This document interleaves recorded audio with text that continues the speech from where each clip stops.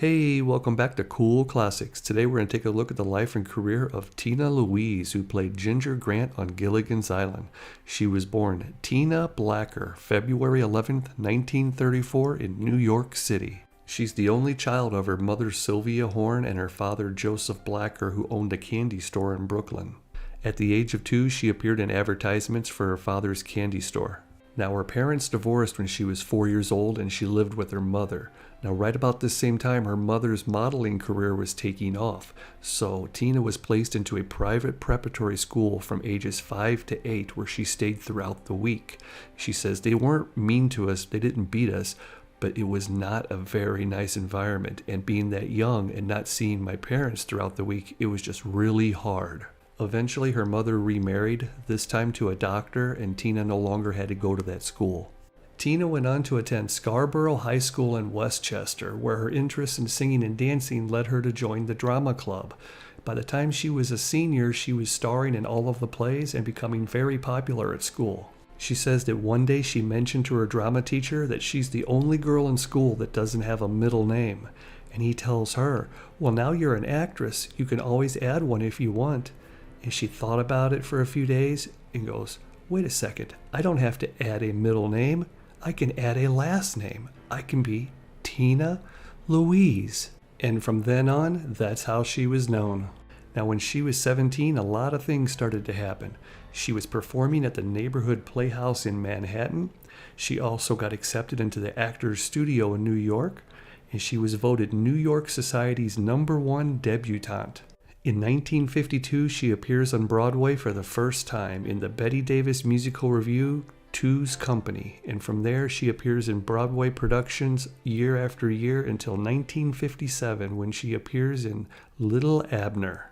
And sharing the dressing room with her and making her Broadway debut was Julie Newmar, who went on to play Catwoman on the Batman series. The Lil Abner production went on to be critically acclaimed and a box office success, which brought her to the attention of Hollywood, and Tina was signed for her first feature film, God's Little Acre, in 1958. The movie was entered into the Venice Film Festival, and Tina won a Golden Globe for New Star of the Year. Street Valley. What about me, Pa? I want to go, too. I don't want to hang around here everlastingly waiting for something to happen. I can't wait to see Will again, can you? What'd I just get through telling you, Bud? She goes to see Will Thompson over my dead body. And Tina says she realized it was time to develop and deepen my knowledge of the craft. I went and studied under Lee Strasberg. He had the most dynamic effect on me. He influenced my life like no other man ever has. She said that the first day that she worked with Lee, he came up to her and said, "You are going to learn to relax, you are going to be a better actress because of it, and you are going to have a healthier life because of it." He then lifted her arm up in the air and let it fall down to her side and said, "I can tell just by the way it falls the mood that you are in." And from time to time, he would do that to help you reset. He was also big on meditation, and this has really helped her throughout her life. She said that he would sit with her and get her completely relaxed and then tell her to speak a word or phrase. And then he would say it again while laughing, and she could do it. And if she was really relaxed, he could say cry, and she would really cry, not for being sad or thinking of anything bad. It just happened because she found her center. And the goal was to be able to do that while standing up, then on stage in front of people, in front of cameras, and that's how you become an actress.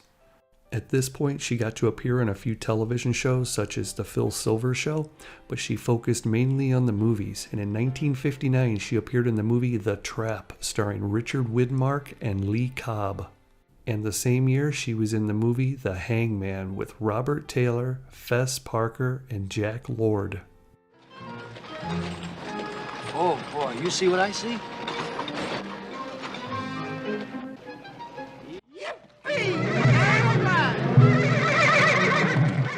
Like they'd never seen a woman before. Wait, not that cute.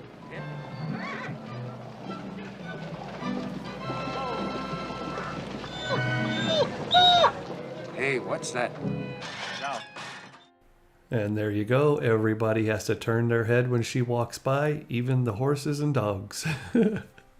So she was also in Day of the Outlaw with Robert Ryan and Burl Ives.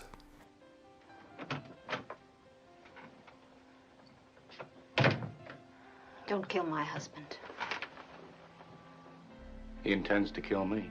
Hal's never fired a pistol in his whole life. Then he shouldn't wear one. He's not a coward. He won't beg for his life. I'm not that courageous. I do beg you. You should be telling this to him. I have. He won't listen. What made you think I would? Do you want me, Blaze? Do you want me to ride out to your ranch with you? I'm offering myself to you. On any terms you want. But leave Hal live. It was about this time that she was building a name for herself, that the modeling agencies that she had went to for little photo shoots for advertisements and things were reselling her photos and putting them on the covers of like smut magazines and things as a draw. That people would buy the magazine seeing Tina Louise on the cover in a swimsuit and thinking that she would be in there naked, but she wasn't. Now, even though she wasn't naked in any of these pictures, a few of them appeared in Playboy magazine. This is when Columbia Pictures, who signed her to her movie contract, they stepped in and said, if this is going to be happening, we might as well take advantage of it and get your name out there legit in Playboy. And she thought, uh-oh, you want me to do Playboy? And they go, no, you don't have to be nude. It will be like a piece on you as an actress, and of course you will be seductive and play up to the crowd, but it could bring in a whole new audience of fans for you. So she went ahead and did it. Now, this didn't hurt her career at all. In fact, her movie roles started to pick up. She was in Siege of Syracuse, The Warrior Empress, Garibaldi, Armored Command, and at the same time she was appearing on television more. Tales of Wells Fargo, episode The New Orleans Trackdown. And how about this one? The Real McCoys. He's purty. Howdy, Cousin Luke. Cousin Tilda? You mean no kid brothers? And no pants? No. You all are funning me. It's kind of funny seeing her play all these country girls. Now, around the same time, she released her first album. Yep, she's a singer too. And the album was called It's Time for Tina. Now, she also appeared in many more TV shows and movies, but one that kind of stands out is For Those Who Think Young. Now, this is a beach blanket party type of movie, and in it is Bob Denver. Yeah, she's in there with him, and Nancy Sinatra's in it too, so that's pretty cool. And of course, next we have Gilligan's Island, where she plays Ginger Grant, the movie star. Now, during the pilot episode of Gilligan's Island, the character of Ginger was a secretary, and she was played by Kit Smythe. But once it got picked up to be a weekly series, they reworked the character and created her as a movie star, and they envisioned a Marilyn Monroe type. So they asked Jane Mansfield to play the role, and she turned it down. Then in steps Tina Louise, and the rest is history. Now, Tina's portrayal of Ginger was perfect. Whenever a guest would arrive, and yes, there were guests on Gilligan's Island, they would automatically notice her and be like, oh my gosh, it's Ginger Grant, the movie star. And they would recall some movie that she was in.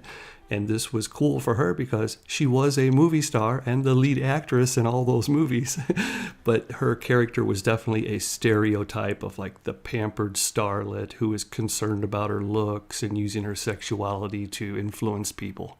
And Tina has mentioned this many times over the years in interviews. She said that some people are influenced by the character of Ginger Grant and they assume that is who Tina Louise is. And then when they hear about me standing up for myself to Sherwood Schwartz and a few other producers, and you assume now that I must be a troublemaker when nothing could be farther from the truth. She goes on to say that she really enjoyed playing Ginger and being on the show, and that her and all the cast got along just fine. It was after this, when Sherwood wanted everybody to come back for the TV movie and she refused to work with him, that sort of things kind of developed into this she's hard to deal with. When in reality it was her not wanting to work with someone who's treated so many people unfairly, and not just from this show only. She said that she understood why the other cast members appeared in the movie, and that she had no problem appearing with them over the years in various Gilligan's Island themed events, but mainly if they were based for the fans or by the fans, not Sherwood Schwartz trying to reignite interest so that he could charge more for his Gilligan's Island syndication reruns. Now, a few years ago, when Dawn Wells, who played Mary Ann, became sick and was hospitalized, a GoFundMe campaign was set up for her. And Tina at the time made a statement and said, "Dawn is one of the nicest and most kind-hearted people you would ever hope to meet, and at times people have taken advantage of her because of this. It is so great to see all of her fans supporting her at this time. It shows me that they have hearts as enormous as hers." And when Dawn passed away, Tina posted this on Twitter: "I will always remember Dawn's kindness to me. We shared in creating a cultural landmark that has continued to bring comfort and smiles to people during this difficult time. I hope that people will remember her the way that I do, always with a smile on her face." Wow, what a story. I hope this video helps you better understand who Tina Louise really is and how she got her role on Gilligan's Island. She is the last surviving cast member, so we wish her great health. And if you like this video, I think you'll really like my video on Dawn Wells. I have one on Natalie Schaefer that played Mrs. Hall. I have a few of them on Gilligan's Island, so think about subscribing to Cool Classics. I'll be back with more.